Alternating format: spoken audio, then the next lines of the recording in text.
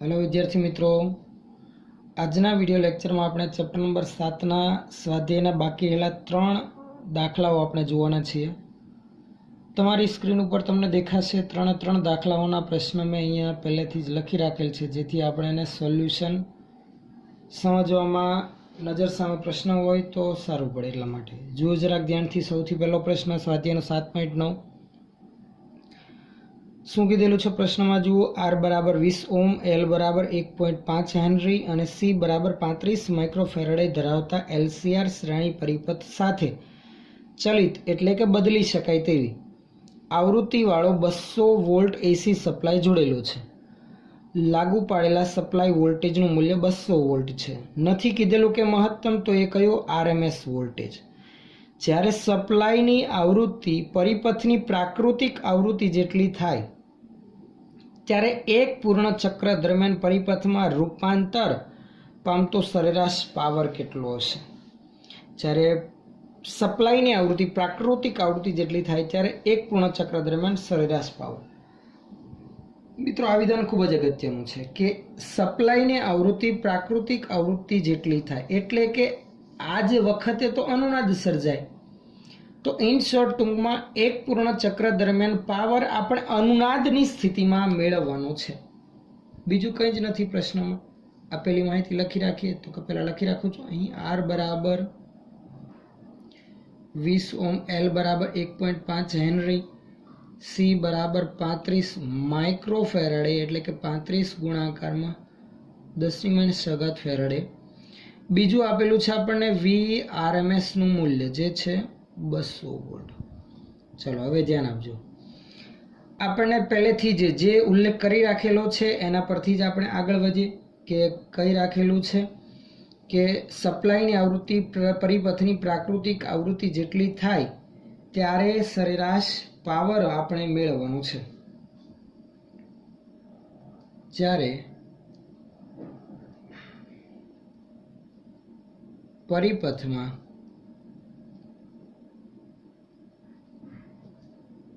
સપ્લાયની આવૃત્તિ પરિપથની પ્રાકૃતિક આવૃત્તિ જેટલી થાય ત્યારે અનુનાદ રચાય। લખી રાખે આપણને ખબર છે અનુનાદ વખતે XC = XL, આથી Z ઇમ્પિડન્સ માત્ર શું આવશે R જેટલું આવે। પાવરનું સમીકરણ તમને ખબર છે VRMS IRMS cos phi। VRMS છે, IRMS આપણે મેળવવાનું રહેશે। આપણે IRMS લખી રાખીએ માટે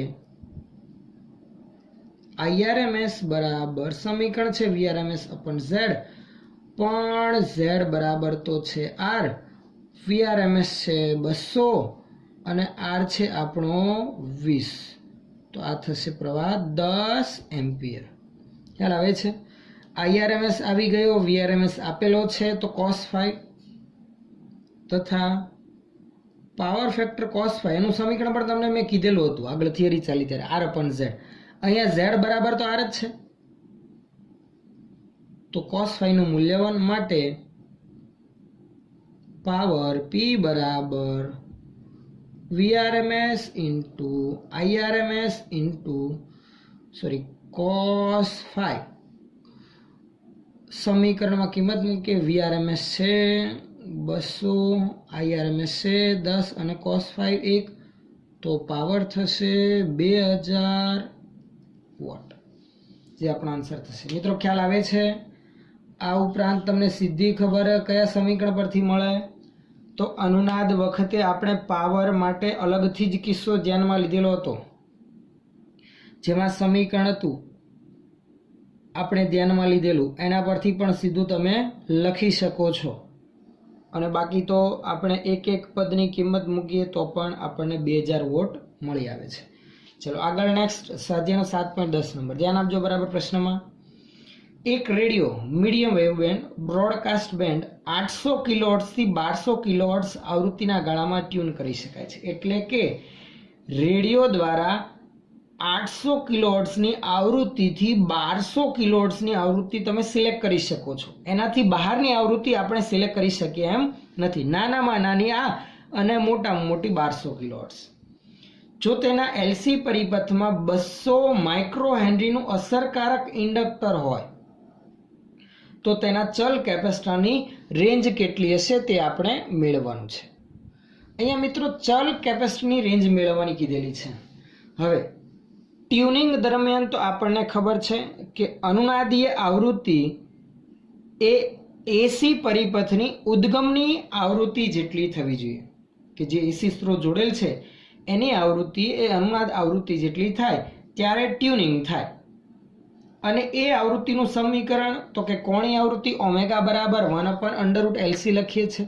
આપણે અહીંયા આવૃત્તિ ધ્યાનમાં લઈએ, એફને કરતા બનાવીએ તો આપણને ચલ કેપેસિટરની રેન્જ મળશે. સૌથી પહેલાં હું સમીકરણ લખું તો તમને વધુ ખ્યાલ આવે. જુઓ, સૌથી પહેલાં તો મીડિયમ વેવ બેન્ડ બ્રોડકાસ્ટની આવૃત્તિ આપણે લખી રાખીએ. મીડિયમ વેવ બેન્ડ બ્રોડકાસ્ટ ની આવૃત્તિ મિનિમમ આવૃત્તિ છે 800 કિલોહર્ટ્ઝ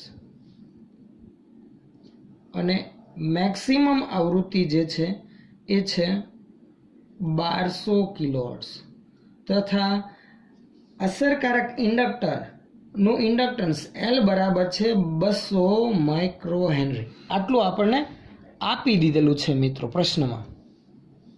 હવે જરાક ધ્યાન આપજો. હવે આપણે અહીંયા મેળવી છે ચલ કેપેસિટરની રેન્જ. એના માટે સૌથી પહેલાં આપણે શું ધ્યાન મળે તો સૌથી પહેલાં તો હું આ ટ્યુનિંગ દરમિયાનની આવૃત્તિનું સમીકરણ મેળવી લઉં. તો સૌથી પહેલાં આપણને ખબર છે, લખી રાખીએ કે ટ્યુનિંગ વખતે શું હોય તો કે અનુનાદ આવૃત્તિ કે અનુનાદની કોણીય આવૃત્તિ એ કોના જેટલી હોય? એસી ઉદ્ગમની આવૃત્તિ, પ્રાકૃતિક આવૃત્તિ જેટલી થાય. અનુનાદની કોણીય આવૃત્તિનું સમીકરણ ઓમેગા બરાબર 1/√LC. પણ કોણીય આવૃત્તિ પરથી હું આવૃત્તિનું સમીકરણ મેળવું, કેમ કે અહીંયા આવૃત્તિની રેન્જ આપેલી છે. તો ઓમેગાની જગ્યા પર 2πf બરાબર 1/√LC. હું એફને કરતા બનાવું તો એફ બરાબર 1/2π√LC. જો અહીંયા એલ ફિક્સ છે, આપી દીધેલું છે. આવૃત્તિની રેન્જ ખબર છે 800 થી મિનિમમથી મેક્સિમમ. પણ એ 800 કિલોહર્ટ્ઝની આવૃત્તિ મારે સિલેક્ટ કરવી હોય તો કેપેસિટરનું મૂલ્ય કેટલું રાખવું પડે? અને 1200 કિલોહર્ટ્ઝની મેક્સિમમ આવૃત્તિ મારે સિલેક્ટ કરવી હોય ત્યારે કેપેસિટરનું મૂલ્ય કેટલું હોવું જોઈએ? તો એ કેપેસિટરની રેન્જ મેળવવાની છે. જેમ આપણે ટ્યુનિંગ કરીશું તેમ સીના મૂલ્યમાં ફેરફાર થતો જાય, જેથી જુદી જુદી આવૃત્તિ આપણે સિલેક્ટ કરી શકીએ. શું થતું હોય, રેડિયોમાં જે પણ સિગ્નલો આવે છે એ 800 થી 1200 કિલોહર્ટ્ઝ સુધીના સિલેક્ટ કરી શકે. જો મારે 900 કિલોહર્ટ્ઝની આવૃત્તિ સિલેક્ટ કરવી હોય તો ટ્યુનિંગ દરમિયાન મારે કેપેસિટરની મૂલ્યમાં ફેરફાર કરવો પડે, જેથી એલ તો ફિક્સ છે, સીનું મૂલ્ય બદલતા બદલતા એ આવૃત્તિ અનુનાદ આવૃત્તિ જેટલી થાય એટલે 900 કિલોહર્ટ્ઝ, અને ત્યારે હું એ આવૃત્તિ પર માહિતીના સંદેશાઓ કે પછી સોંગને સાંભળી શકું. તો આમ સીની રેન્જ મેળવવાની છે. કેપેસિટર કઈ રેન્જનું રાખવાનું? મિનિમમથી મેક્સિમમ, જેથી આ બધી જ આવૃત્તિ 800 થી 1200 સુધીની સિલેક્ટ કરી શકાય. તો આમાં આવૃત્તિના બદલે કેપેસિટરની રેન્જ મેળવવાની છે. તો હું સીને પહેલાં કરતા બનાવું તો આના પરથી સમીકરણ આવું બનશે. જુઓ, સીને વર્ગમૂળ બહાર લઈએ તો વર્ગ કરીએ, f² બરાબર 1/2π નો વર્ગ 4π²LC. આથી સમીકરણ બની ગયું ને આવું. સી બરાબર અંશમાં તો એક જ છે, 1/છેદમાં 4π²f²L. જો મિનિમમ કેપેસિટરની રેન્જ મેળવવી હોય તો આવૃત્તિ મેક્સિમમ, બરાબર ને? જો સી અને f² એકબીજાના વ્યસ્ત છે માટે આમ લખી શકાય ને, સી મિનિમમ બરાબર ચલ કેપેસિટરની મિનિમમ રેન્જ ક્યારે મળશે તો કે આવૃત્તિની મહત્તમ રેન્જ હશે ત્યારે 4π છે, કેમ કે વ્યસ્ત છે એકબીજાને એટલા માટે 4πf maximum square into L તથા સી મેક્સિમમ કેપેસિટરની મહત્તમ રેન્જ ધ્યાનમાં લેવી હોય ત્યારે આવૃત્તિ મિનિમમ સિલેક્ટ કરવી પડશે, તો F minimum square into L. ચલવાની કિંમત મૂકી રાખીએ સી મિનિમમ બરાબર 1/4 F maximum square into L. ચાલો 4 ગુણાકારમાં 3.14 નો વર્ગ ગુણાકારમાં એફ મેક્સિમમ 1200 કિલો એટલે 10³ નો વર્ગ ગુણાકારમાં એલ છે 200 માઇક્રો હેનરી, તો 200 ગુણાકારમાં 10⁻6. આ બધું છેદમાં છે. કેલ્ક્યુલેટરમાં મિત્રો કેલ્ક્યુલેશન કરશો તો તમારે મિનિમમ રેન્જ ચલ કેપેસિટરની આવે છે 88 પિકોફેરાડ એટલે 10⁻12 સ્વરૂપે આન્સર મળતો હશે. ચલો એ રીતે મેક્સિમમ મેળવી રાખીએ ચલ કેપેસિટરની રેન્જ. 1/છેદમાં બધી જ કિંમત 4 ગુણાકારમાં 3.14 નો વર્ગ ગુણાકારમાં એફ મેક્સિમમ સી મેક્સિમમ માટે એફ મિનિમમ તો 800 ગુણાકારમાં 10³ નો વર્ગ અને એલ 200 માઇક્રો હેનરી તો 10⁻3. કેલ્ક્યુલેટરમાં ગણતરી કરશો તો કેપેસિટરની મહત્તમ રેન્જ આવે છે 198 પિકોફેરાડ એટલે 10⁻12 તમારે ગુણાકારમાં આવશે. આથી ચલ કેપેસિટરની રેન્જ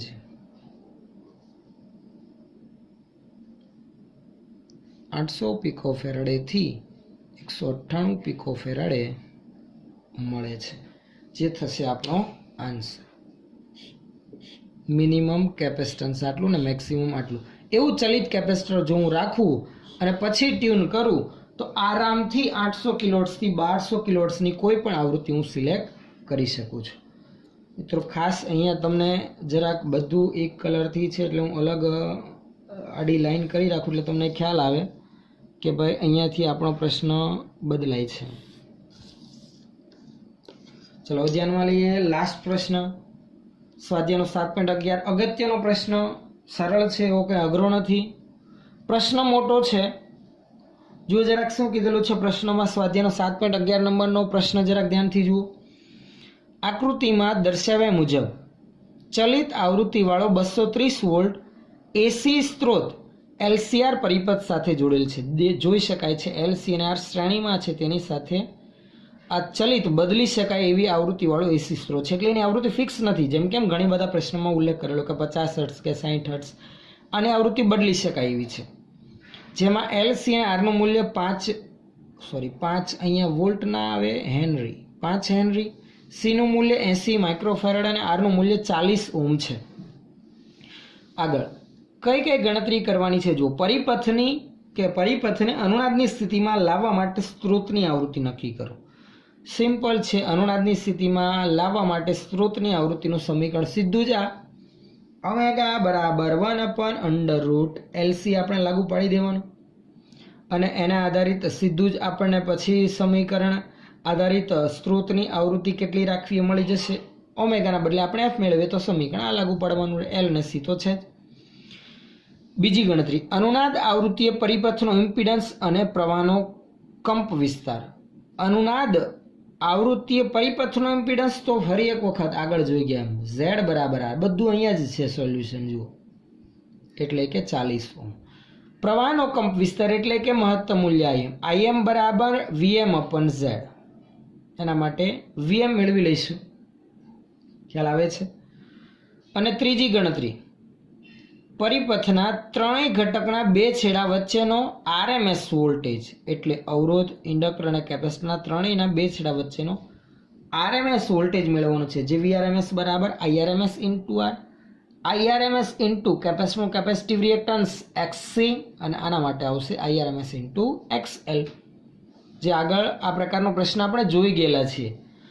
બીજી કંઈક ગણતરી છે કે દર્શાવો કે અનુનાદ આવૃત્તિઓ LC સંયોજનના બે છેડા વચ્ચેનો સ્થિતિમાન તફાવત 0 છે. આપણે આની સાબિતી આપવાની છે. તો એના માટે સૌથી પહેલાં ગણતરી આગળ વધારીએ એ પહેલાં ખાસ ફરી એક વખત પ્રશ્નને ધ્યાનથી લઈ રાખજો. આગળ હવે ગણતરી તરફ આપણે આગળ વધીએ. તો જુઓ ચાલો, સૌથી પહેલો પ્રશ્ન, પરિપથને અનુનાદની સ્થિતિમાં લાવવા માટે સ્ત્રોતની આવૃત્તિ.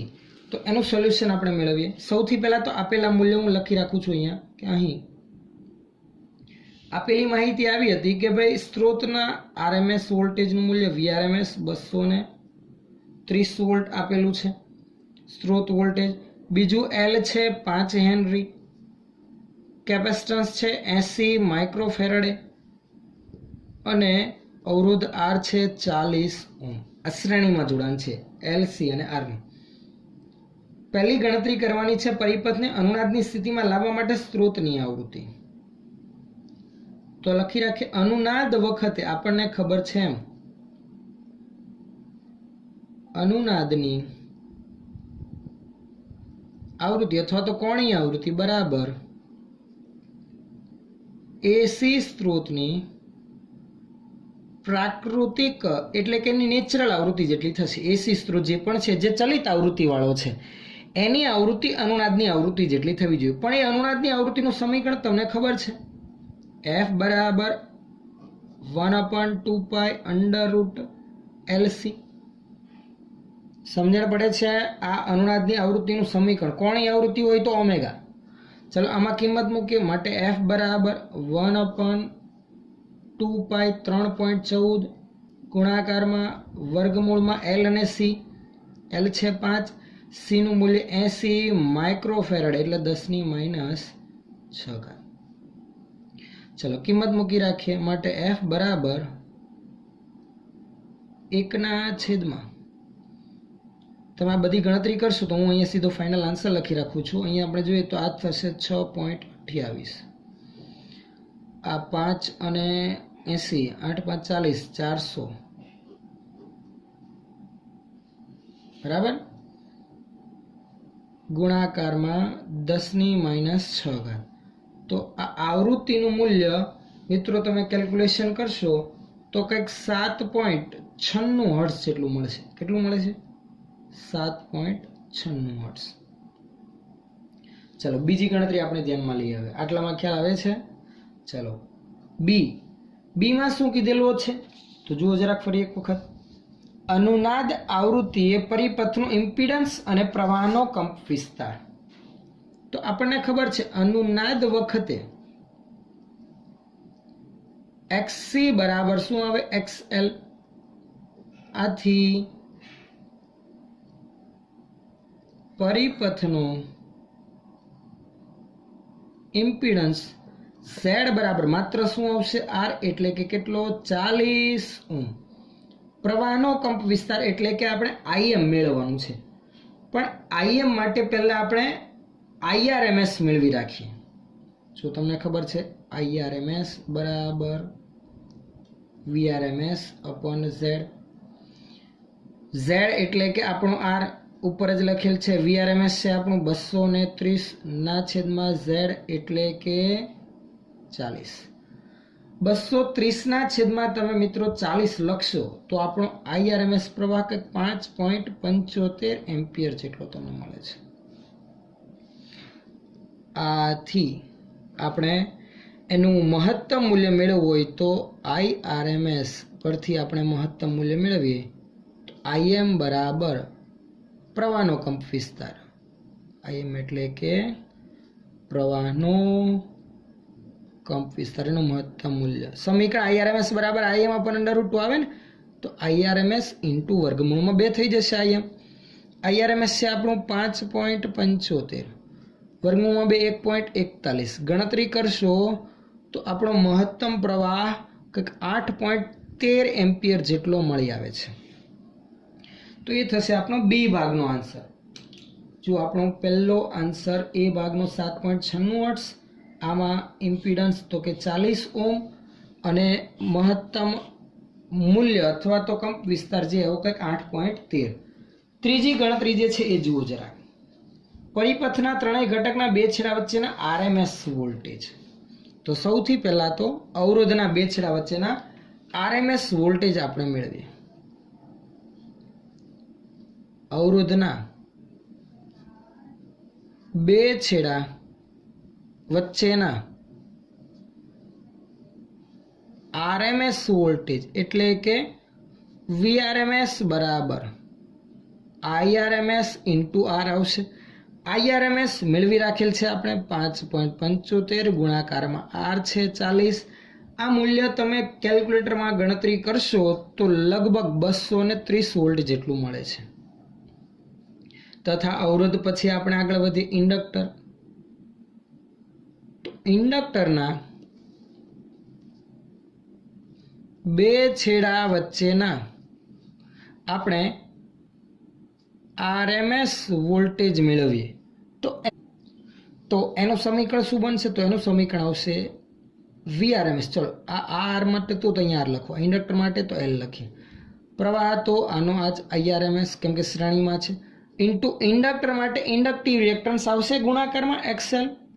તો 5.75. પણ આપણી પાસે XL નથી, XL નું સમીકરણ ઓમેગા L લખવું પડશે. ઓમેગાની જગ્યા પર 2πf, તો IRMS into 2πf into L. હવે કિંમત મૂકો તો 5.75 ગુણાકારમાં 2 ગુણાકારમાં 3.14, F નું મૂલ્ય આ રહ્યું 7.96 અને ગુણાકારમાં L છે 5. અને ગણતરી કરશો તમે આ રીતે તો કેલ્ક્યુલેટરમાં કંઈક 1437.5 વોલ્ટ જેટલો RMS વોલ્ટેજ મળે છે ઇન્ડક્ટરના બે છેડા વચ્ચે. અને તે જ રીતે તેમજ કેપેસિટરના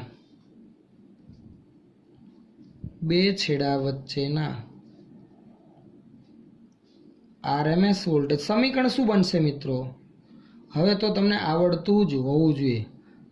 IRMS ઇન્ટુ એનું કેપેસિટિવ રિએક્ટન્સ XC, બીજું કંઈ જ નહીં પરંતુ XC નું સમીકરણ 1/ωc છે અને ઓમેગાની જગ્યા પર 2πf ઇન્ટુ C. પછી કિંમત મૂકીએ આપણે. ચલો IRMS 5.75, બાકીનું પદ છેદમાં છે તો 2 ગુણાકારમાં 3.14 ગુણાકારમાં પેલું 7.96 આવૃત્તિ અને કેપેસિટન્સ છે 80 માઇક્રોફેરેડ, તો 10⁻⁶. ગણતરી કરશો તો આ પણ મિત્રો અહીંયા બરાબર અહીંયા પણ મિત્રો 1437.5 વોલ્ટ જેટલું પરિણામ તમને મળશે. તો આ આપણે ગણતરી કરી અવરોધના બે છેડા વચ્ચેના વોલ્ટેજ, ઇન્ડક્ટરના બે છેડા વચ્ચેના વોલ્ટેજ અને કેપેસિટરના બે છેડા વચ્ચેના વોલ્ટેજ.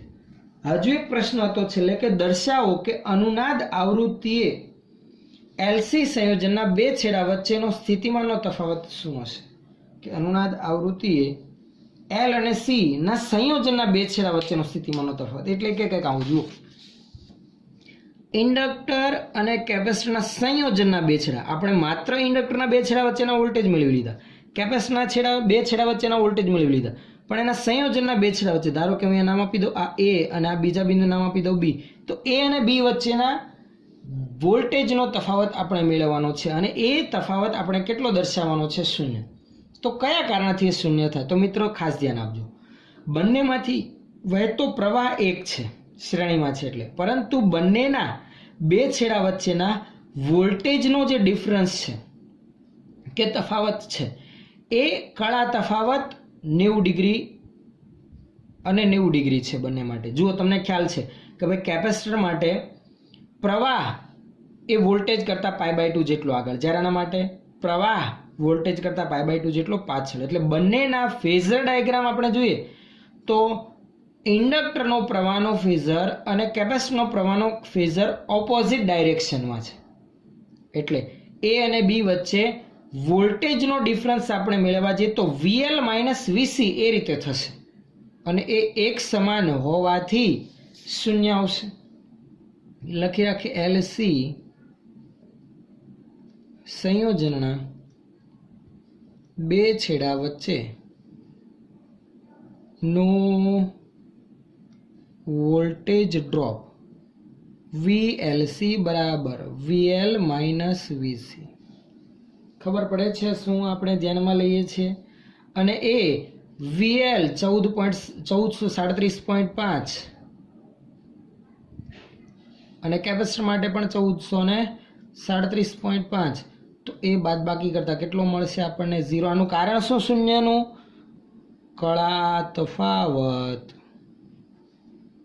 ટોટલ બંનેના વોલ્ટેજ માટે કળા તફાવત 180 ડિગ્રી હોવાથી.